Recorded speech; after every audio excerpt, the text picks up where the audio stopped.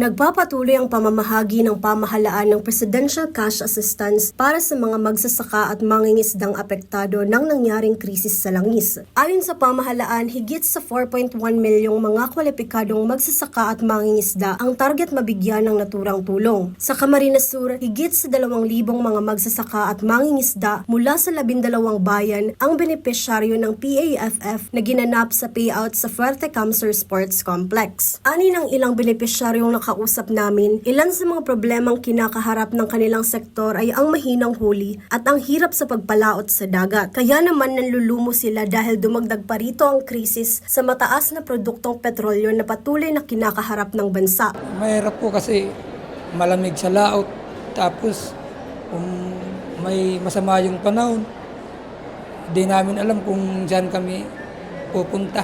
Samantala, para naman kay Tatay Anuario, dahil sa sakit niyang arthritis, hindi na ito nakakapagtrabaho kaya naman nahihirapan na siya sa panggastos niya sa araw-araw. Kailangan kasi ma'am, pambili ng gamot, saka halos pa lang.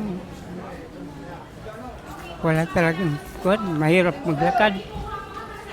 Pati pagkilos, madaling mapagod.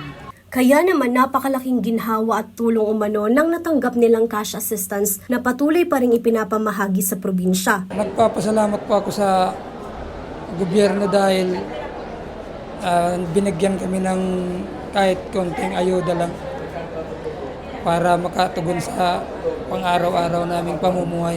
Personal rin itong dinaluhan ni Camsur Governor Elry Villafuerte na sinigurado ang patuloy na pagsuporta sa sektor ng agrikultura kung saan ibinahagi niya ang long-term plan para sa nasabing sektor.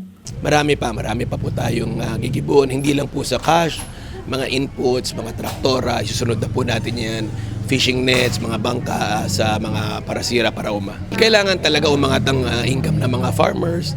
Hindi lang mga ganitong ayuda. So yan ginagawa natin, kaya may food terminal tayo, may cold storage para tumaas ang presyo ng produkto, may palayain program tayo, yung nagpirmahan tayo ng convergence.